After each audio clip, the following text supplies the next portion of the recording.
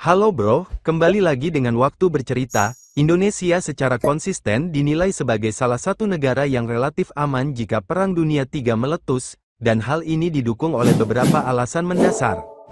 Kebijakan luar negeri bebas aktif yang dianut sejak masa pemerintahan Presiden Soekarno menjadi fondasi utama yang membuat Indonesia tetap netral dalam berbagai konflik global. Prinsip ini menjadikan Indonesia tidak terikat pada blok-blok kekuatan dunia manapun, baik yang dipimpin Amerika Serikat maupun Rusia dan Tiongkok, sehingga meminimalisir kemungkinan menjadi target serangan langsung. Selain itu, Indonesia memiliki catatan diplomasi yang kuat di forum internasional melalui keaktifannya di PBB, ASEAN, dan gerakan non-blok. Peran aktif dalam organisasi-organisasi ini memperkuat posisi Indonesia sebagai negara yang lebih berorientasi pada perdamaian daripada konflik bersenjata.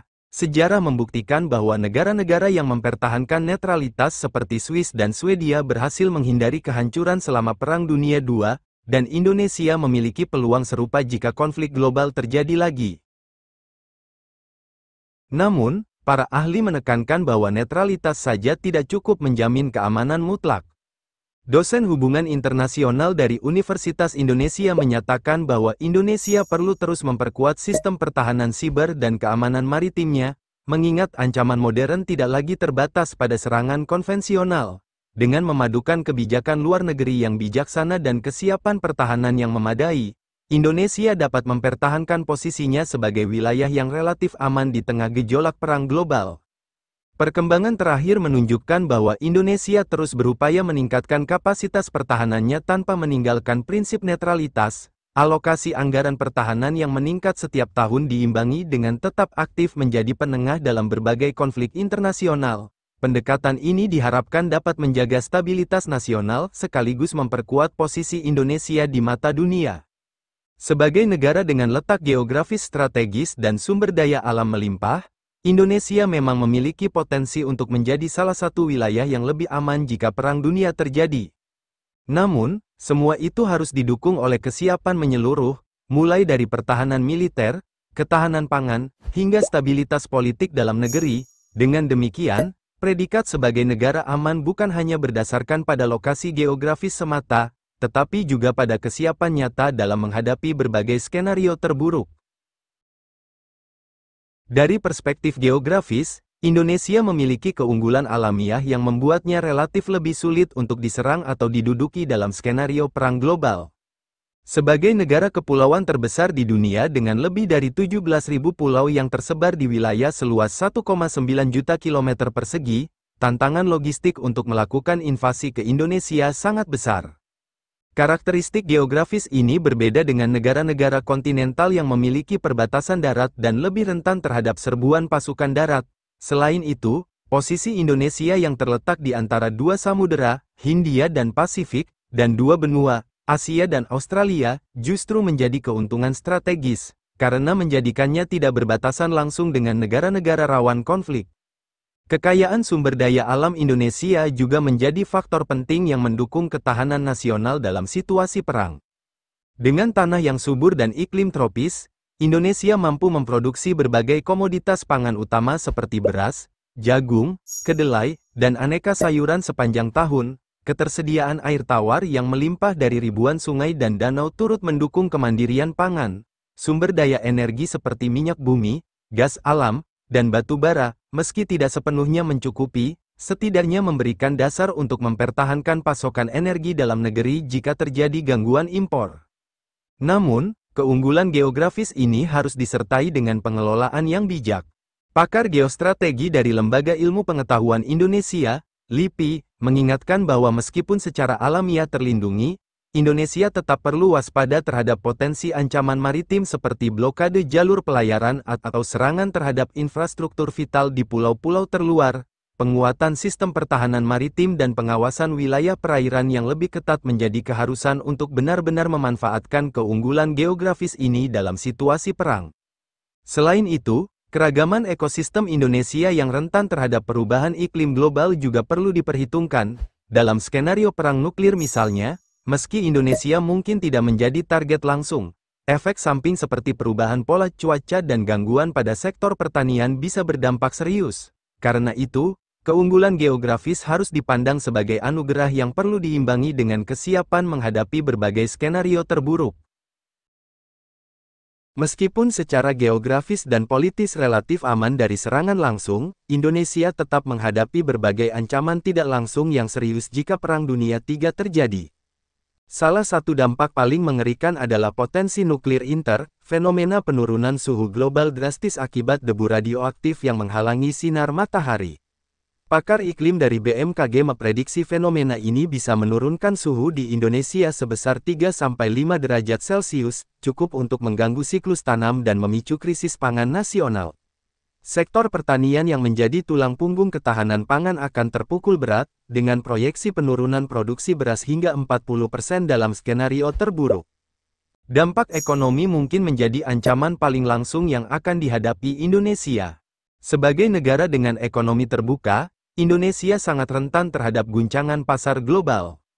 Dalam skenario perang besar, nilai rupiah diprediksi bisa terdepresiasi hingga 30-50% terhadap dolar AS, sementara inflasi mungkin melonjak di atas 15% akibat gangguan rantai pasokan global. Sektor-sektor vital seperti manufaktur dan pariwisata akan mengalami kontraksi parah, dengan potensi kehilangan jutaan lapangan kerja. Krisis energi juga mengancam mengingat ketergantungan Indonesia pada impor bahan bakar minyak dan komponen listrik. Ancaman lain yang sering luput dari perhatian adalah krisis kesehatan global. Perang besar akan mengalihkan sumber daya medis dunia dan mungkin memicu wabah penyakit baru. Sistem kesehatan Indonesia yang masih memiliki banyak kelemahan akan kesulitan menghadapi beban ganda antara korban perang tidak langsung dan penyakit pandemik baru.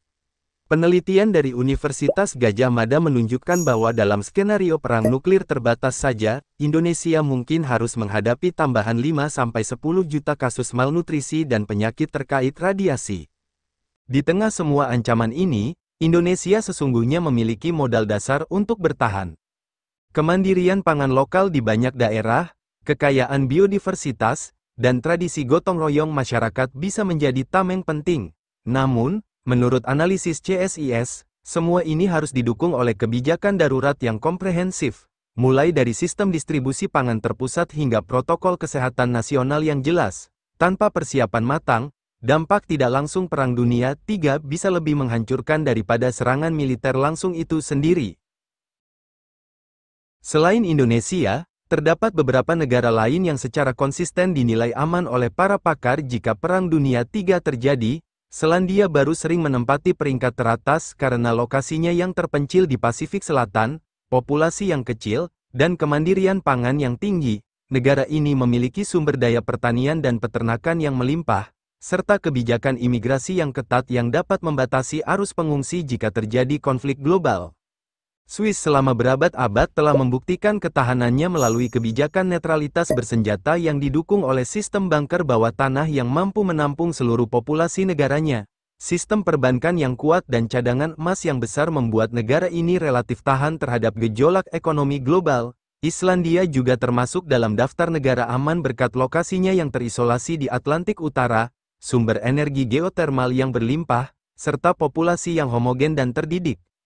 Negara kecil seperti Bhutan di Asia Selatan juga memiliki keunggulan tersendiri. Terletak di pegunungan Himalaya yang sulit dijangkau, Bhutan tidak hanya memiliki benteng alam yang kuat tetapi juga kebijakan pembangunan berkelanjutan yang berfokus pada ketahanan lokal. Costa Rica di Amerika Tengah patut diperhitungkan karena tidak memiliki angkatan bersenjata sejak 1948, mengalokasikan sumber dayanya untuk pendidikan dan pelestarian lingkungan. Dari berbagai contoh negara aman ini, terdapat beberapa pola kesamaan yang bisa menjadi pelajaran berharga bagi Indonesia.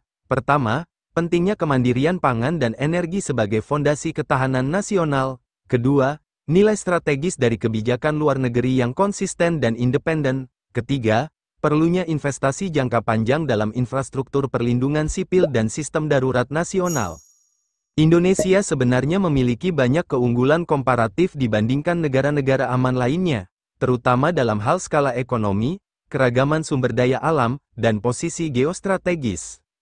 Namun, untuk benar-benar menjadi tempat yang aman di masa krisis global, Indonesia perlu lebih serius mengadopsi best practices dari negara-negara tersebut, sambil mengembangkan model ketahanan yang sesuai dengan karakteristik dan kebutuhan lokal. Langkah konkret seperti memperkuat cadangan pangan strategis, mengembangkan energi terbarukan, dan meningkatkan kesiapan masyarakat menghadapi bencana perlu menjadi prioritas nasional. Untuk benar-benar menjadi negara yang aman dalam skenario Perang Dunia III, Indonesia perlu mengembangkan strategi komprehensif yang mencakup berbagai aspek ketahanan nasional. Langkah pertama dan terpenting adalah memperkuat kemandirian pangan melalui revitalisasi pertanian nasional. Data Kementerian Pertanian menunjukkan bahwa Indonesia masih mengimpor sekitar 30% kebutuhan bahan pangan strategis, termasuk gandum dan kedelai, padahal, dengan optimalisasi lahan dan teknologi pertanian modern, Indonesia sebenarnya mampu mencapai swasembada pangan yang berkelanjutan. Program Lumbung Pangan Nasional dan pengembangan varietas tanaman tahan iklim ekstrim harus menjadi prioritas utama. Di bidang energi, transisi menuju energi terbarukan perlu dipercepat untuk mengurangi ketergantungan pada impor bahan bakar fosil. Potensi energi surya, hidro, dan panas bumi yang melimpah di Indonesia seharusnya bisa memenuhi kebutuhan energi nasional jika dikelola dengan baik. Pakar energi dari ITB menyarankan pembangunan mikrogrid berbasis komunitas di daerah terpencil untuk menciptakan sistem energi yang lebih resilien dan terdesentralisasi. Aspek pertahanan dan keamanan memerlukan pendekatan yang lebih inovatif. Selain modernisasi alutsista, Indonesia perlu mengembangkan sistem pertahanan siber yang tangguh mengingat perang modern semakin mengandalkan teknologi digital. Pelatihan militer gabungan dengan negara-negara sahabat tanpa terikat aliansi tetap bisa menjadi pilihan untuk meningkatkan kapasitas pertahanan sambil mempertahankan netralitas. Di tingkat masyarakat, pendidikan kebencanaan dan pelatihan ketahanan masyarakat perlu diintegrasikan ke dalam kurikulum nasional. Model-model seperti desa tangguh bencana yang sudah ada bisa dikembangkan lebih lanjut untuk menghadapi skenario konflik global. Keterlibatan aktif masyarakat dalam program ketahanan nasional akan menjadi kunci kesuksesan. Terakhir, diplomasi perdamaian Indonesia harus terus diperkuat. Sebagai anggota G20 dan berbagai organisasi internasional, Indonesia memiliki peluang untuk menjadi mediator dalam konflik global sekaligus memperjuangkan tatanan dunia yang lebih adil. Dengan kombinasi antara ketahanan internal yang kuat dan diplomasi yang aktif, Indonesia tidak hanya akan menjadi negara yang aman bagi warganya, tetapi juga bisa menjadi mercusuar perdamaian di tengah badai konflik global.